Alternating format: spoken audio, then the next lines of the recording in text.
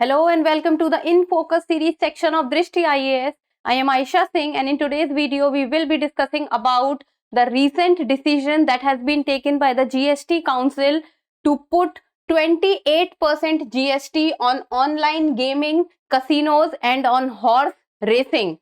So first of all, about the timeline.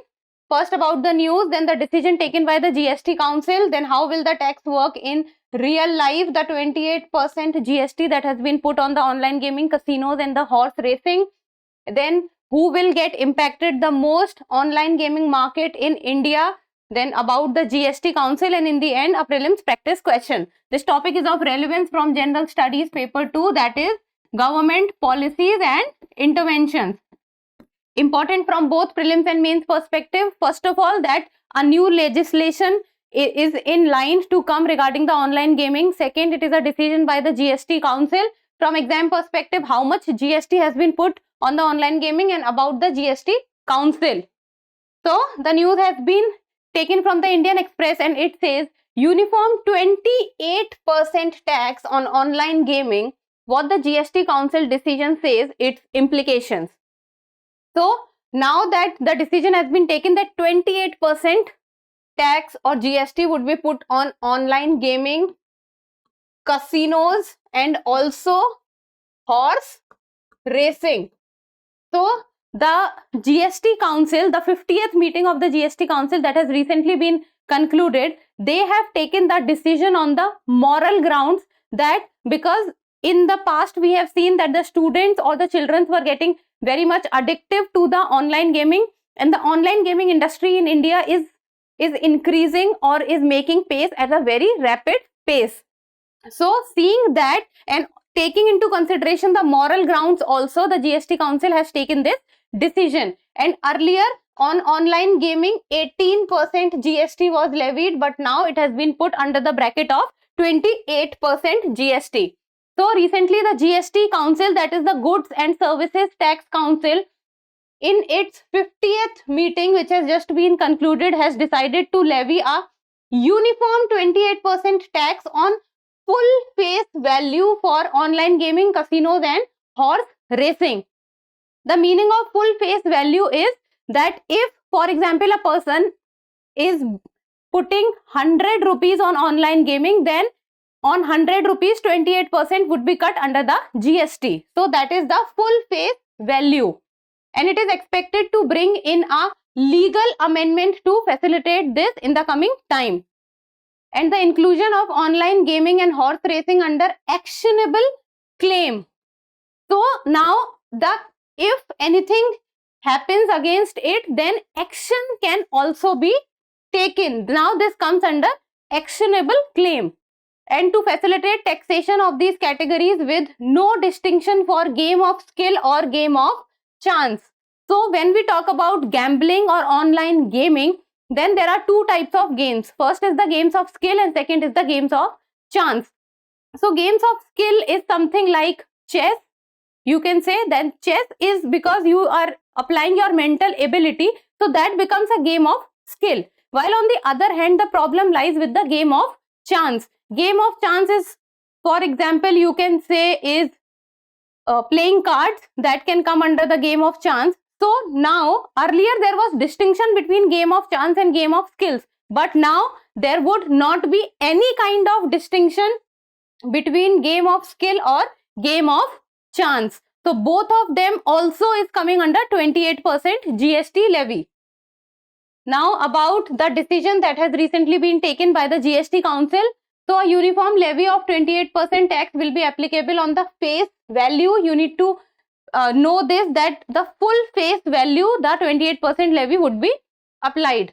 And when we talk about casinos, online gaming and horse racing, then on which things the 28% levied would be levied are that in casinos, if the person is going in casino, then the chips which the person purchases, then on those purchase of the chips 28% levy would be applied.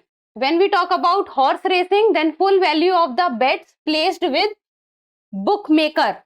So the bet which a person puts on, then which horse is going to win the race, then on those bets with the bookmaker, 28% levy would be taxed. Then on online gaming, full value of the bets placed. So if a person is applying for 100 rupees, then 28% rupees will directly be deducted or GST would be applied on it.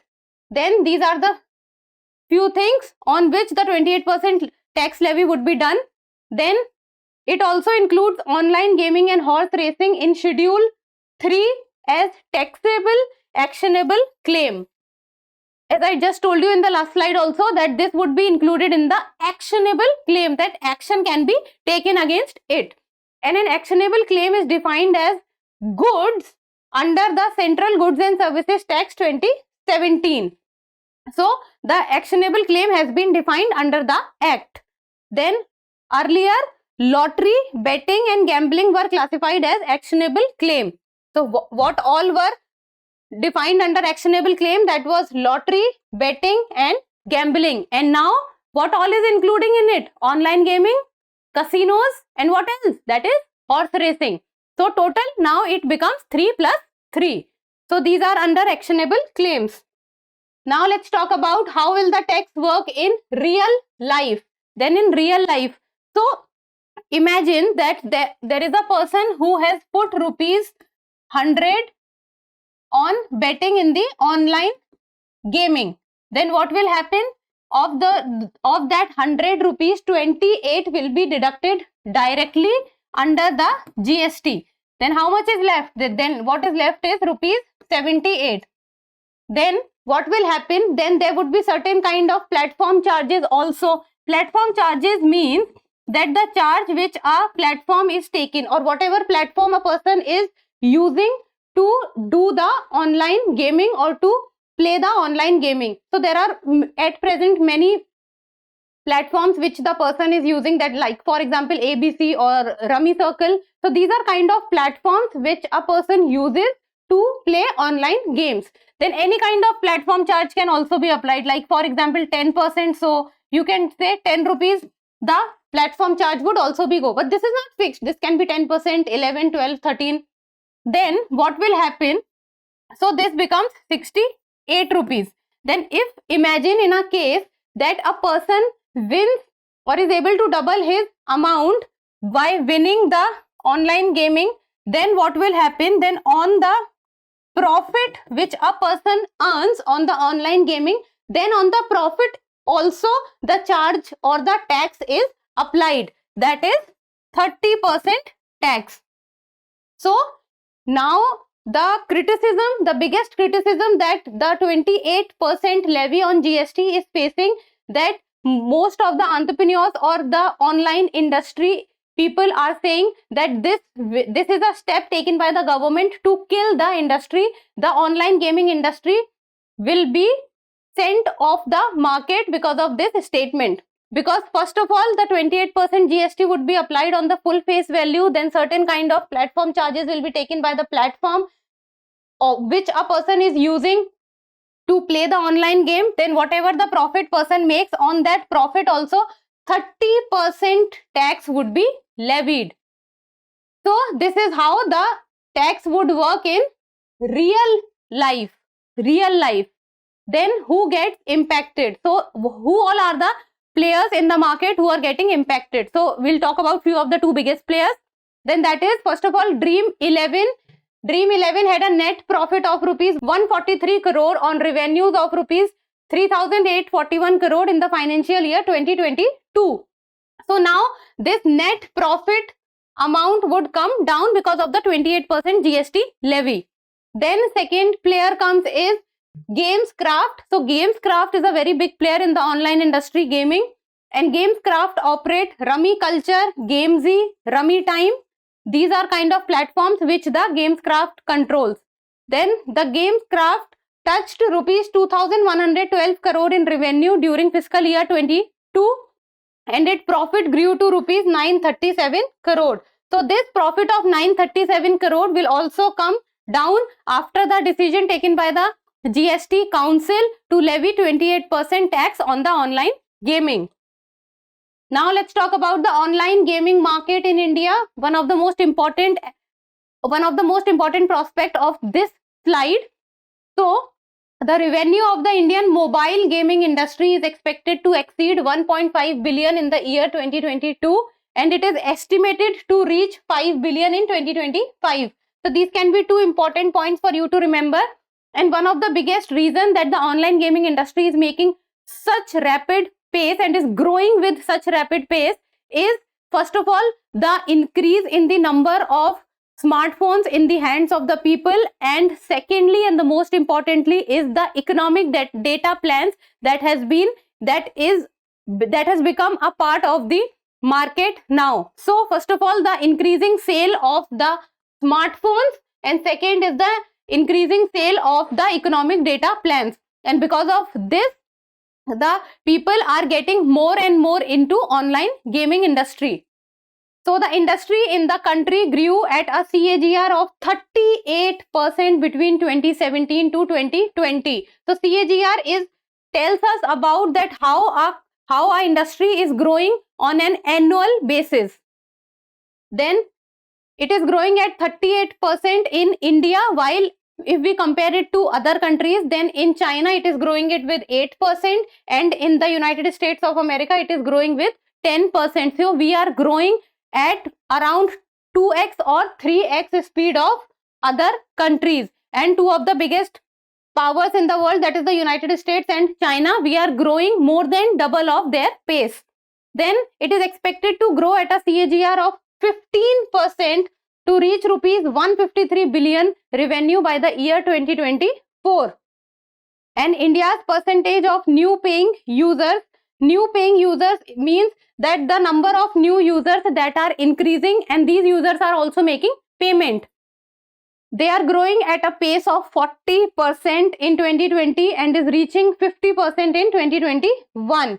So this is the pace at which the online gaming industry is increasing in India, and it is expected to increase in India. And during the time of COVID, that is the COVID pandemic, and when the lockdown was going on, the online gaming industry actually boomed during the COVID time. So COVID period also has a lot to contribute to the online gaming industry. Now let's talk about the GST Council and few of the very important points about the GST Council that are very important from the exam perspective. So Article 279A of the Indian Constitution talks about, and it gives power to the President of India to constitute a joint forum of the state and center. So it is the President of India who has the power to constitute the GST Council. Then the chairperson of the GST Council is the Union Finance Minister, which is Ma'am Srimati Nirmala Sitharaman at present. Then they also consist of Union Minister of State in charge of Revenue of Finance. Then it also consists of the Minister in charge of Finance or Taxation, or any other minister nominated by each state government. So these are the members of the GST Council and is headed by the Union Finance Minister. And the decision taken by the GST Council is that majority of not less than 3/4.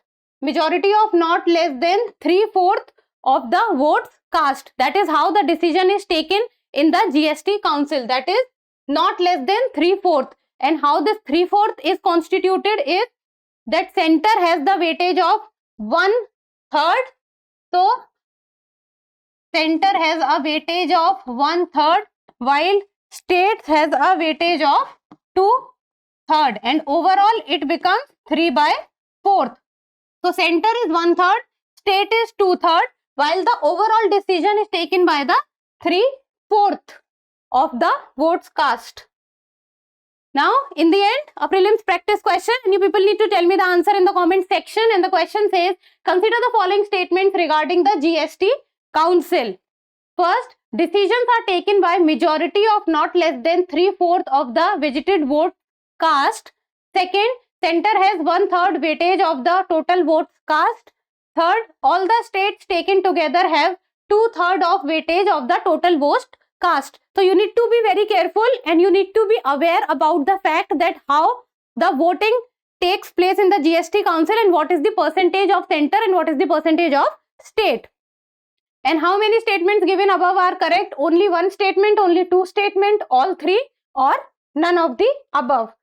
So try to solve the question and give me the answer in the comment section. And that's all for today. Thank you so much for watching. Till we meet next time, keep reading and keep writing.